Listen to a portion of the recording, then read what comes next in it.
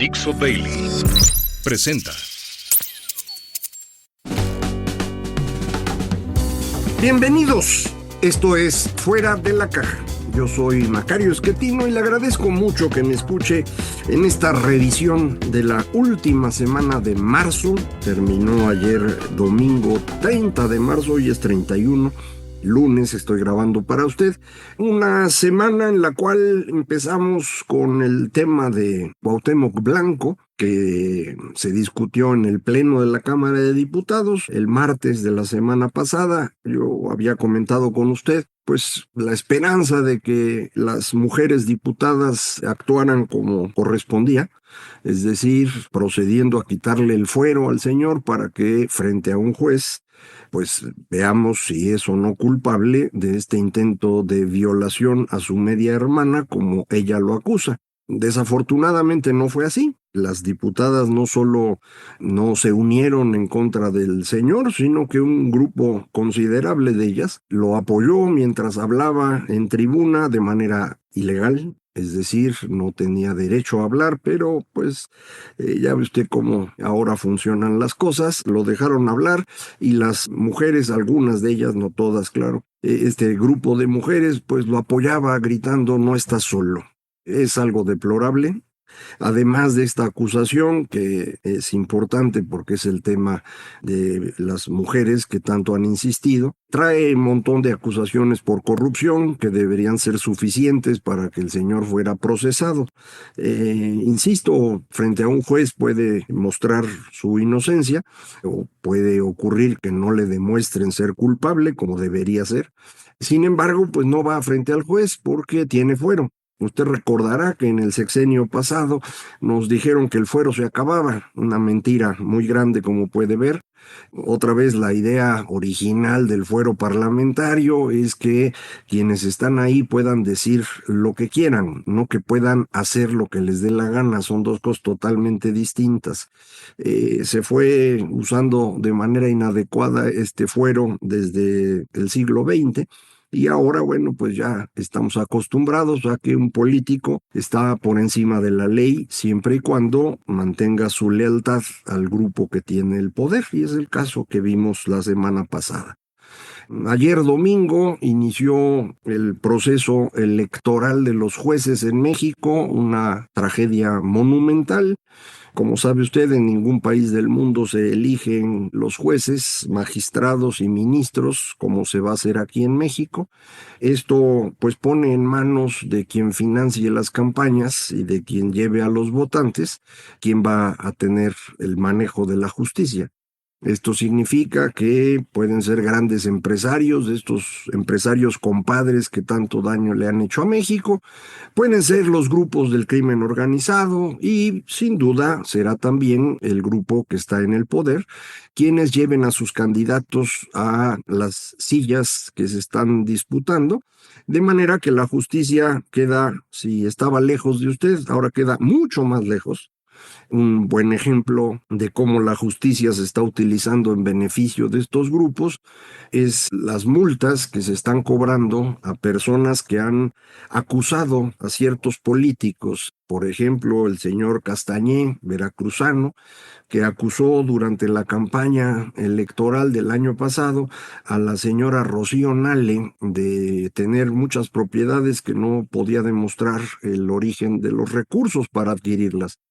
Pues una juez lo está castigando con el argumento de que pues está dañando la moralidad, digámoslo así, la reputación de la señora Nale, porque entre otras cosas le dijo zacatecana, cosa que efectivamente es la señora, nació en Zacatecas.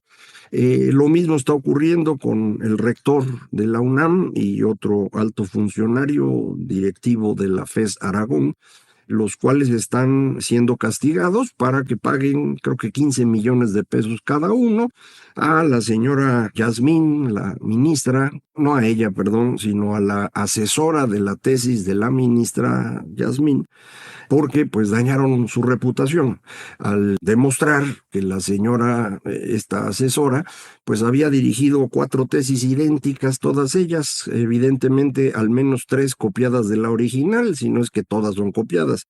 Pues ahora resulta que por haberlo dicho, pues están dañando la reputación y tienen que pagar. Yo supongo que en los procesos de apelación esto se irá aclarando, pero en cualquier caso este es el uso de la justicia para acallar a los críticos públicos. Esto es una estrategia utilizada en muchas partes del mundo, en particular en países autoritarios, y eso es lo que están haciendo ahora. Entonces ya puede usted imaginar lo que ocurrirá dentro de 2 meses, cuando todos los jueces le deban la posición, ya sea al grupo en el poder, al crimen organizado o a los empresarios compadres. Todos estarán en contra de los ciudadanos normales, como usted y yo. A ver cómo nos va, pero no parece que vaya a estar bien. Esto, pues, me imagino que va a complicar el funcionamiento de la economía en México, porque para hacer negocios es importante tener claras las reglas, y si las reglas van a ir cambiando, y si quienes van a imponer las reglas están trabajando para nada más un grupo, bueno, pues todos los demás preferirán hacer negocios en otros países. Esto se suma a una dinámica económica ya muy negativa que tenemos en México, lo hemos platicado varias veces, porque esto pues era muy claro desde diciembre. Sin embargo, pues cada dato que aparece confirma una desaceleración muy marcada de la economía mexicana ya en enero. Y para el mes de febrero, el primer dato importante que tenemos viene de comercio exterior. No es el único que hay de febrero, pero es el más importante porque es el que nos puede señalar el impacto de Donald Trump. Recuerde usted, él llega a la presidencia el 20 de enero, empieza a aventar decretos para todos lados y entre tantas cosas, pues la amenaza de los aranceles. Por consecuencia, la mejor forma de ver el impacto sería pues, en exportaciones e importaciones de México.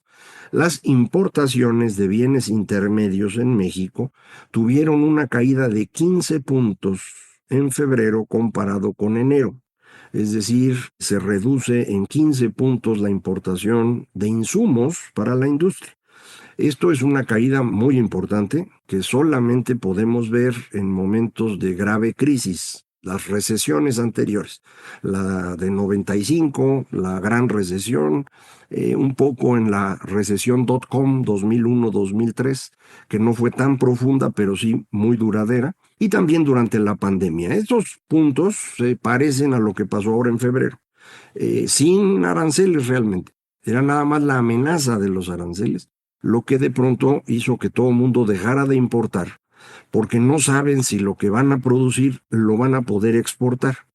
Estas importaciones de bienes intermedios son el grupo más grande de importaciones que tenemos y, reitero, son los insumos para la industria que produce mucho para exportación y un poco para el mercado nacional. Entonces, si el mercado nacional pues andaba malón y a eso le suma a usted la amenaza de que no va a poder exportar o lo va a hacer a un precio muy elevado y por lo tanto va a vender menos, pues todo el mundo dice, a ver, espérate, güey, vamos a frenar la producción en lo que vemos que pasa. Eso ya se nota en febrero. Ya estamos terminando marzo el día de hoy. No sé qué pasó en marzo, no tenemos datos, empezarán a salir pronto, pero supongo que estará un poquito peor que febrero, al menos un poquito peor, puede ser mucho peor. De hecho, la semana pasada, el señor Donald Trump anunció aranceles de 25% en la industria automotriz. Los que quieran exportar autos a Estados Unidos van a pagar 25%. Hubo quien leyó el anuncio de una manera muy optimista y decían, nada más se va a aplicar el 25% a la parte que no cubre el TEMEC. Pero resulta que ahí hay un detallito en el texto que es muy importante. No habla del contenido de origen norteamericano, habla del contenido de origen estadounidense. Esto es realmente importante. Desde que firmamos el NAFTA, el Tratado de Libre Comercio, y que empezó a funcionar en 94, lo que se hizo fue construir una idea norteamericana de producción. Si usted producía algo cuyas partes se hicieron en México, Estados Unidos o Canadá, se considera norteamericano y por lo tanto tiene derecho a un tratamiento especial, al tratamiento del Acuerdo de Libre Comercio. El TEMEC, que se hizo a instancias del señor Trump, modificó muchas cosas, pero mantuvo el tema del contenido de origen norteamericano. Lo que se hizo a instancias del señor Trump fue elevar ese contenido. En vez de que fuera 50 o 60 o 66%, lo llevaron a 75%. Es decir, un automóvil debe tener 75% de sus piezas medidas en su valor, construidas en alguna parte de Norteamérica, México, Estados Unidos o Canadá. Todas las grandes armadoras que hay en México cumplen eso, todas. 75, 80, por ahí están todas, pero con partes norteamericanas, de México, de Estados Unidos y de Canadá. Si usted mide nada más la parte estadounidense, el contenido de origen se baja prácticamente a la mitad. Póngale 40% para que sea fácil la cuenta. Es decir, que 60% del valor de un automóvil que se exportaba a Estados Unidos sin arancel, ahora va a pagar 25%. Si usted multiplica 25% por 60%, le va a dar un 15%. Así subirán los precios de los autos en Estados Unidos a partir de que esto entre en vigor. No entendí si eso entraba el 2 de abril, el 4 o ya mañana, no sé. Pero en el momento que esto se implemente, los autos en Estados Unidos suben 15% de su precio. Se van a vender muchos menos, pero muchos menos. Y esto significa que la producción de autos en México se va a desplomar, porque pues trabajamos para venderles a ellos. Nosotros aquí en México estaremos comprando, cuando estamos así de superlujo, cerca de 1 millón de autos al año. Producimos 4 más o menos. Entonces los otros 3 van para allá. Si esos 3 millones ya no se van a vender, pues entonces imagínense el tamaño de la caída. Uno puede pensar así a ojo, no he hecho las cuentas, pero a ojo yo pensaría que se puede reducir la producción automotriz en México fácil en 25%. Y una caída de 25% en la industria automotriz, que se mueve hacia otros sectores, autopartes, metales, etcétera, pues va a ser un impacto considerable en nuestra economía. Ya no estamos hablando de lo que decía la OCDE, ¿no? Una caída del 1% en el PIB. No, estamos hablando de una caída realmente importante. Pero más allá de lo que esto finalmente tenga como efecto en los numeritos, que insisto, hay que calcular, estoy hablando a ojo, ¿eh? Más allá de esto, lo que significa este anuncio del señor Trump es que el TEMEC dejó de existir. Y eso a mí lo que me tiene muy preocupado, realmente muy preocupado. Si ya no hay Norteamérica para el cálculo de automotriz, pues ya no hay Norteamérica para nada. Es decir, Estados Unidos por su lado y México y Canadá por el suyo. Y bueno, vamos a seguir vendiendo y todo, pero ya no va a haber un trato especial. Se acaba el bloque comercial de Norteamérica. Terminar con el bloque comercial de Norteamérica cuando la globalización está terminando, pues a mí me parece una gran tontería. Sigo sin entender qué se gana, es decir, qué gana Estados Unidos. Me siguen diciendo que lo que pasa es que esto va a mover las plantas automotrices a Estados Unidos. Pues eso no va a pasar. Y no va a pasar por 2 razones. Ni tienen el dinero, ni tienen a la gente para hacerlo. Aunque parezca extraño, la economía más grande del mundo, Estados Unidos, no tiene suficiente capital para invertir en nuevas empresas, no lo tiene. Para poder invertir, usted necesita financiar la inversión y eso se financia ahorrando. Usted puede ahorrar en un país de 3 formas distintas. Lo que ahorra el sector privado, las empresas, los hogares, lo que ahorra el gobierno, y lo que ahorra el resto del mundo que lo trae al país que estamos analizando. En Estados Unidos, el déficit del gobierno ha ido creciendo de manera importante y lo hizo más todavía con la pandemia. Mucha gente cree que Estados Unidos es una economía muy diferente a las europeas y no tiene estado de bienestar. Son creencias que no tienen fundamento. El 70% del gasto del gobierno federal estadounidense es gasto social. es pago de pensiones, pago de salud, esta cosa especial de salud que llaman Medicare, cosas de esas. 26% lo gasta Estados Unidos en pagar intereses sobre su deuda y en defensa nacional, mitad y mitad. Entonces, 96% del gasto del gobierno estadounidense está amarrado. No puede usted bajar el costo financiero a menos que bajen las tasas de interés, cosa que se ve difícil en este momento porque la presión inflacionaria está creciendo gracias a las medidas del señor Trump. Lo de defensa dicen que lo quieren bajar con que Europa se defienda sola. Hombre, eso no pinta en las cuentas. Y Estados Unidos necesita, si quiere seguir siendo la potencia global, tener presencia en un montón de lugares que tiene en el mundo. Si suelta esos lugares, deja de ser la potencia hegemónica. Y si lo deja de ser, pues eso de que el dólar es la moneda de reserva empieza a ponerse en riesgo. Y si eso ocurre, la economía entera de Estados Unidos está en problemas. Por eso, insisto, no entiendo la lógica. Todo el ahorro del sector privado estadounidense tiene que utilizarse para financiar al gobierno. Es decir, el gobierno de Estados Unidos no solo no ahorra, gasta tanto que se come todo el ahorro de los estadounidenses. De manera que el financiamiento de la inversión estadounidense llega de ahorro externo, de mexicanos, de chinos, de japoneses, los que usted quiera, pero de fuera. Cuando ese dinero entra a Estados Unidos, por obligación, provoca una salida de dinero en la misma proporción que ocurre en los bienes y servicios. Es decir, el ingreso de capitales a Estados Unidos provoca una salida de dinero en lo que se llama cuenta corriente, en la balanza comercial, en el famoso déficit que le preocupa a Trump. Al querer bajar el déficit con tarifas, no entiende que el origen del déficit no es el precio de los bienes, cada uno por separado, es ese flujo de dinero que está llegando del resto del mundo. Si ese flujo no se reduce, el déficit no se va a reducir. Ahora bien, el tamaño del déficit de cuenta corriente o superávit a capital que tiene Estados Unidos es relativamente bajo, es perfectamente manejable, no es un problema. Entonces, insisto, no veo por qué lo quiere resolver si no es un problema.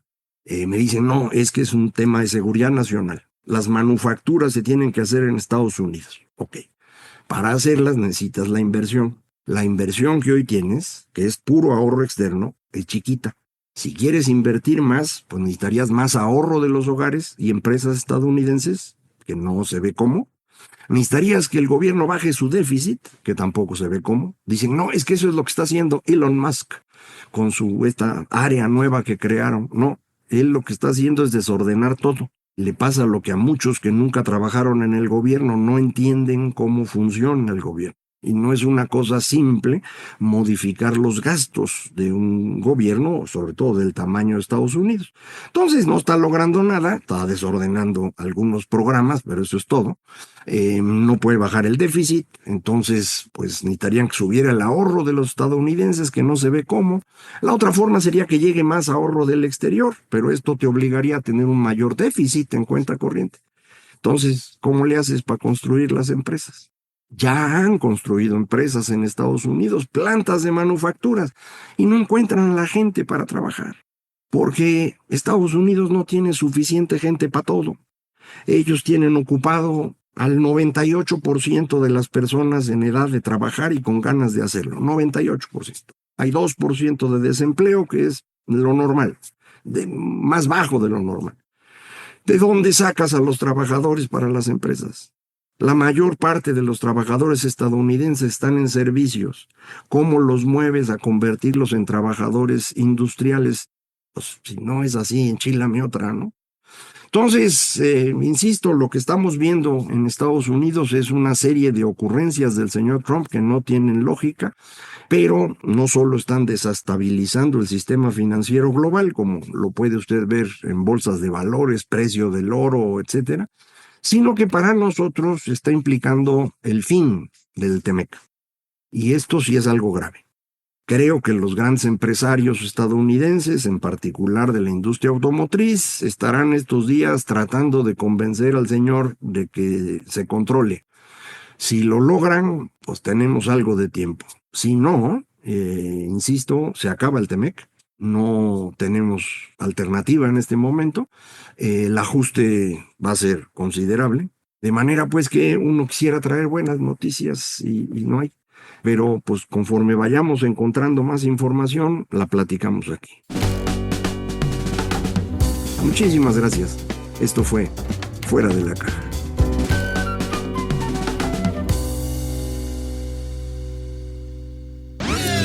Una producción de Dixo.